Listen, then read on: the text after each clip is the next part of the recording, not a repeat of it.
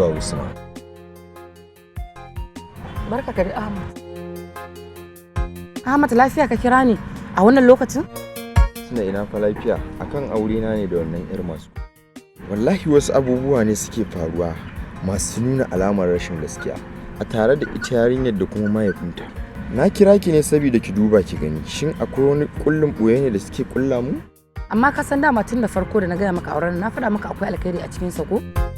Kwarai kuwa kin tabbatar min da haka. Shikenan Ahmad, duk da haka bari in sake duba al'amarin.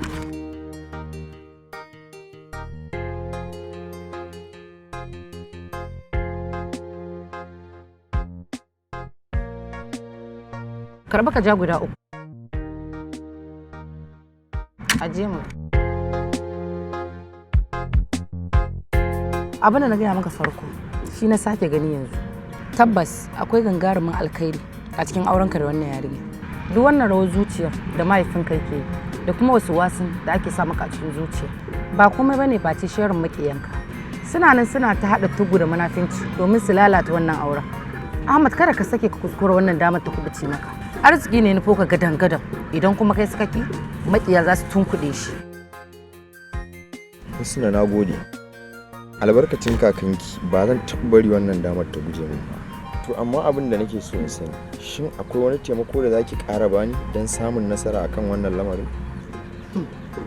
Tunda Allah ya haɗa mu da kai nake ta taimakonka baka sani ba. Kullum da daddare ina saka ka cikin addu'ata saboda mu aikinmu shine yaɗa alkhairi sannan kuma mu kawar da shiri. Karka da Ahmad ko nan gaba na yi maka alƙawari zan ci gaba da baka taimako. Na gode Husna, Allah ya miki albarka. Ga wannan kyayi kuɗin mota. A'a ka bar shi ka sai wake da safe ka yi sadaka. To na gode. Ki gaida gida.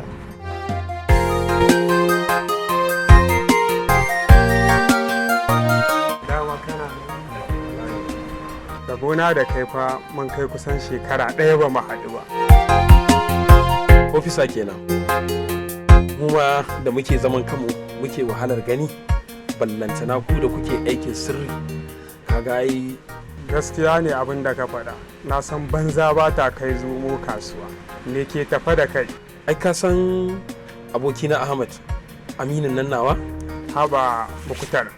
Duk wanda ya san ka ya san Ahmad. Saboda unguwar ku ɗaya kuma tare kuka taso tun ƙuruciya. Tare kuka yi firamare, sakandare har da jami'a. Kullum kuna tare dare da rana kamar tif da taya. Gaskiya ne alhamdulillah na gode tun da har ka san ko me ke tsakaniya da shi. To gaskiya ni ko bala'i na gaya tun karo shi zan yi kokari in ga na iya bakin kokari na akai. Kuma na san shi ma zai tari duk abin da ya tunkare ni. A halin yanzu da kake gani muke ciki rayuwarsa tana cikin mummunan haɗari. Wani mashahurin attajiri ne yake so ya auren masa da yarsa. Bisa abubuwan da suke faruwa akwai zarge-zargen da nake da su. Ba dan Allah za a ba shi yarinyar ba domin me ina zargin akwai wasu makarkashiya a ciki da take ciki. Yarinyar ta ce wai makaranta ɗaya muka yi da ni da shi da ita kuma har muka gama makarantar ban taɓa ganin me kama da fuskar ta ba a makarantar.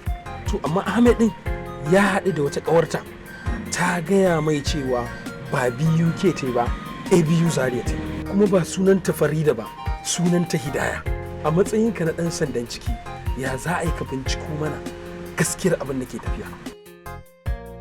Kutar, wannan aikin ba za ka iya biya na kuɗin da zan iya yi maka shi ba, saboda wannan aiki ne mai wahalar da riski kuma yana da haɗari. Duk abin da ya samu Ahmad kamar ya same ka ne, don haka lallai zan taimaka. Amma ka sani akwai zirga-zirga da yawa a cikin aikin. Dole sai na ba da kuɗi a wasu guraren da zan je neman labari. Wannan ba matsala bane ba, ai ina da akawun nan banka. Zan tura maka abin da ya samu. Yanzu wani mataki ne za ka ɗauka na farko a cikin wannan aiki? Zan fara ne da ABU Zaria domin a duba mini sunan wannan yarinya wacce Ahmad zai aura da kuma shekarar da ta gama. Idan wannan ƙawar tata da ta tsinci hotonta gaskiya ta faɗa, za mu gani a zahiri don har hotonsu zan samo shi. Da kyau ofisa, kai ne za ka fito mana da ƙullin boye a fi. Wannan waye shi? Wannan shi ne ake kira da Jamilu ofisa. Ɗan sandan ciki ne. kuma shi dan uwan Muktar ne abokin Ahmad, kuma shi ne wanda yake so ya je haccan makarantar mu biyu ya tabbatar da cewa wannan makarantar ne. Ina mai gaya miki idan har ya samo wannan hujjar to wallahi shirin mu ya wargaji. Ina son ki hana faruwar wannan al'amarin. Kashe shi kuke so a yi ko kuma su kuke dora mishi bala'in da zai hana shi yin bincike akan Hidaya? Ki baki san cewa kashe dan sanda matsala bane? Ai wannan tamkar mun gayyato hukuma ne cikin wannan harkallar tamu. Kawai so nake ki kafa mishi tarko wanda zai rike shi hawuya ya kasa yin bincike akan wannan al'amarin namu. Wannan ai mai sauki ne kamar shan ruwa. Amma in tambaye ki mana, ta yaya kika san ofisa Jamilu zai yi wannan binciken?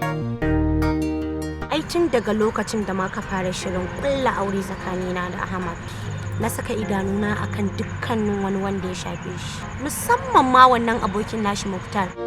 To ai a cikin gidansu Ahmad ma akwai CCTV kyamara da na sa aka saka ba tare da sun sani ba kan wani abu da suke yi. Ina kallo.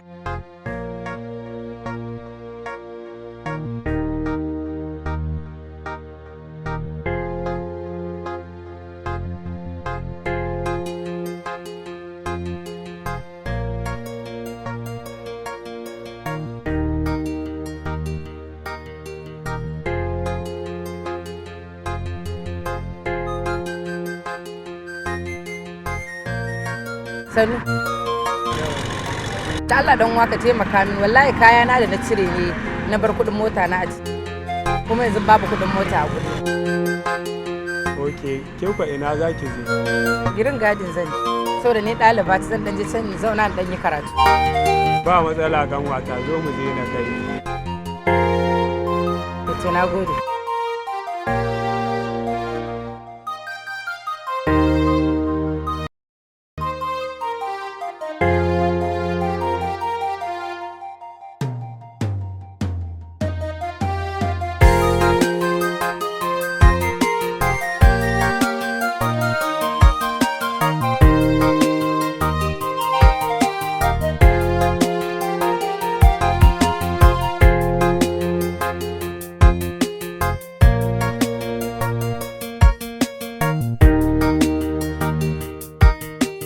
Na gode, Allah ya saka alheri.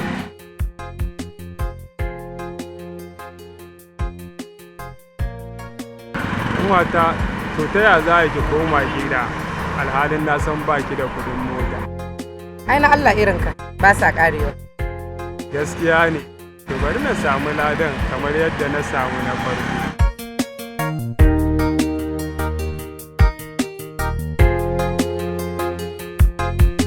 Haba yana 500 nan ya yawa.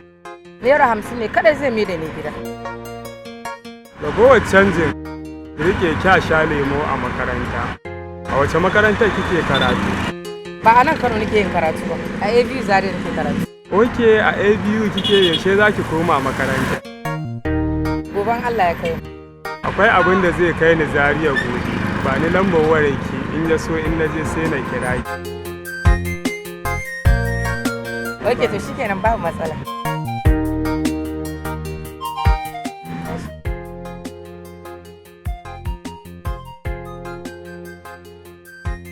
Na gode.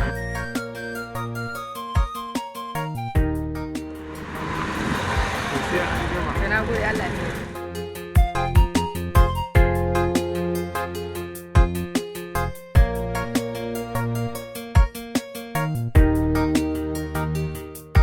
Wannan ya faɗo cikin tarko na. In dai na shiga daji farauta ba na fitowa sai na kama gafiya.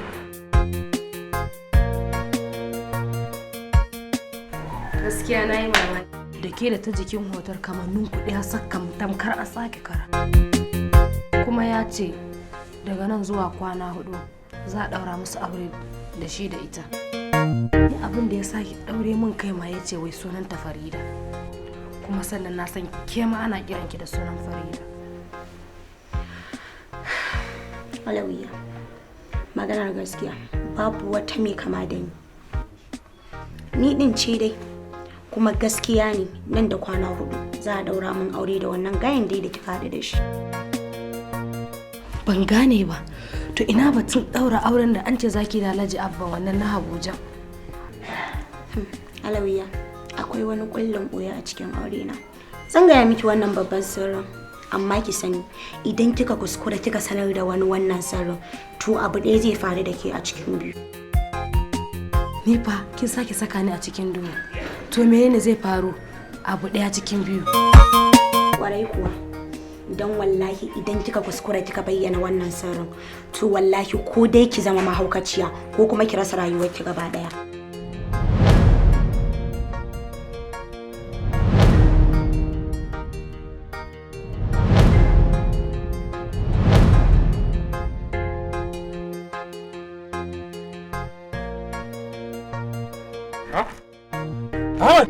Ya ne?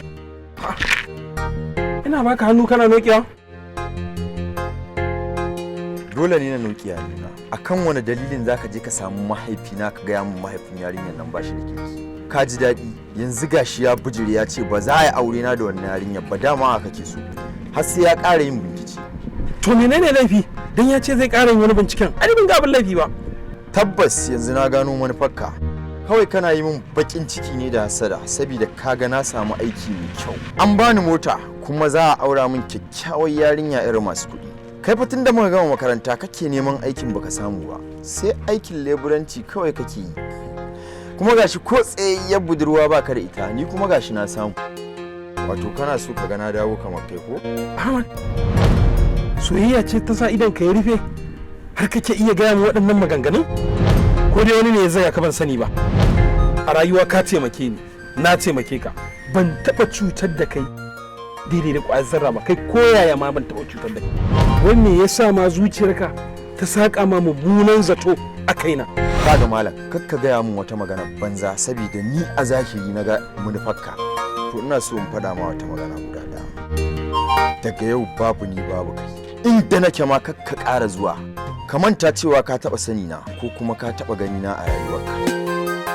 A yau ɗin nan na kashe alaƙar mu kuma na datse abotar mu.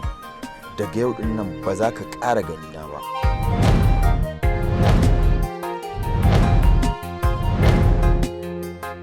Ahmad! Ahmad!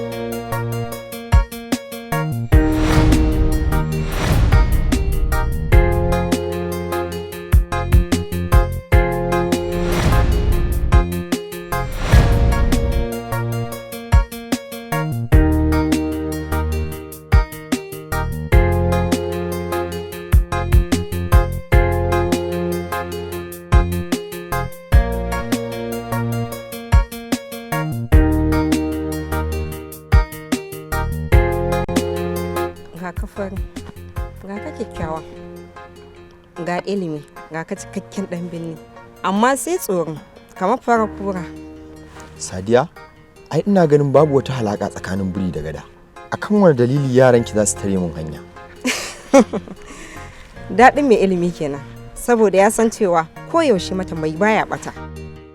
Yau shekara nawa ina da kwan soyayya ka a zuciyata.